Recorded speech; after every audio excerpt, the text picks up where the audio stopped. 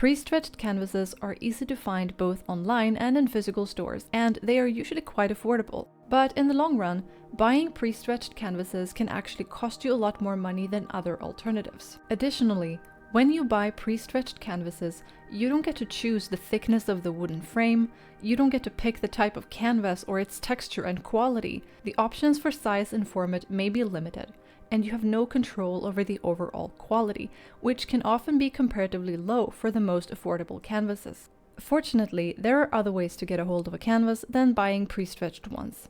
Today, I'm going to share 2 great alternatives that will give you unlimited customization options and save you money in the long run. Make sure you stick around to the end of the video where I will compare all the options and answer your question.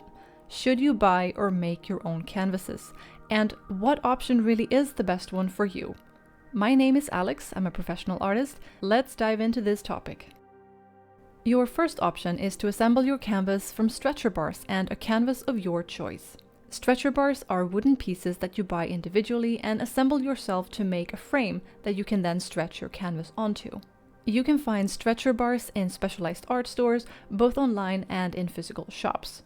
You are often able to choose the exact size, quality, and even the type of wood sometimes. Stretcher bars come at a perfect 45 degrees angle and with a locking mechanic at the end which fits perfectly with other stretcher bars, making it incredibly easy to assemble the frame.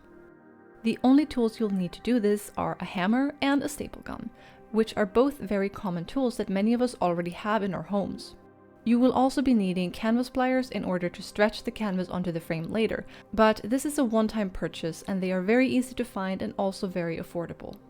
When you use stretcher bars, you'll also need to purchase canvas separately.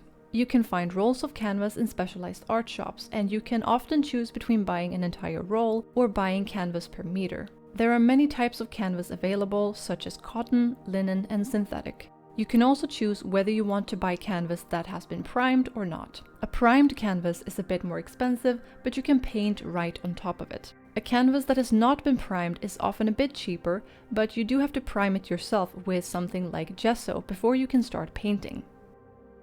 Your second option is to build your own canvas from scratch.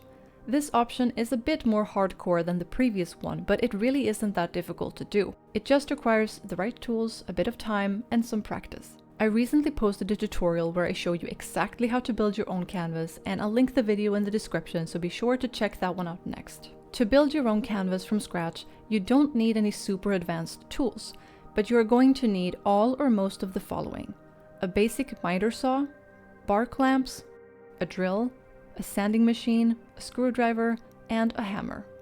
You will also need raw materials from a hardware store like wood, corner brackets, and screws.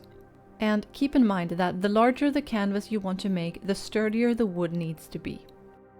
Now on to the big question. Should you buy or make your own canvases, and what option really is the best one for you? While the choice is always yours, what I would say is this: buying pre-stretched canvases is a good option if you're a hobby painter that paints sporadically and only have the time to do a few paintings a year. It's affordable enough, it's very convenient, and it saves you some time that you can spend on actually painting. The drawback is that you will have little to no control over the canvas's quality and size, but if this isn't something that bothers you, then this option is definitely right for you. If you, on the other hand, paint a bit more frequently and you feel that you are not always happy with the quality, texture, and available sizes of the pre-stretched canvases, then I really recommend that you try out assembling your own canvas from stretcher bars. It's not very expensive, you get better quality, and you'll have so many more options in terms of size and canvas types. This is an overall easy and affordable option for both hobby painters and professionals. However, stretcher bars usually only go up to a certain size, and the larger the bars, the more expensive they get, which leads us to our last option. If you go through canvases quickly and if you like to make large paintings, then stretcher bars are going to be expensive and maybe even limiting to you in the long run. This is where you will want to consider making your own canvases. This alternative really gives you the most customization options of all. The trade-off is that it takes a bit of time and perhaps a bit of practice too. But it's a really good skill to learn because sometimes you might actually not have any other choice than to make your own canvas. For example, If a customer orders a painting from you of a very specific size, there's a risk that you won't be able to find a pre-stretched canvas of that exact size. And if it's a very large painting, then there may not be any stretcher bars that long.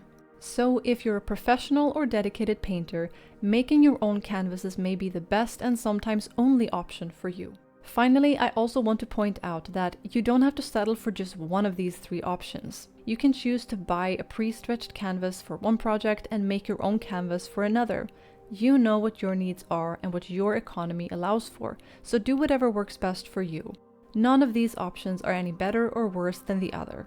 You are no less of a professional for buying a pre-stretched canvas, and who says that a hobbyist can't use professional tools and practices? So with that said, which one do you think is the best option, and what are your struggles with it?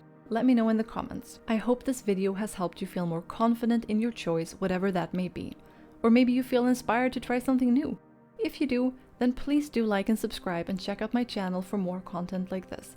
I share art-related tips, tutorials, and my own artistic journey. Stay creative, and I hope to see you again soon.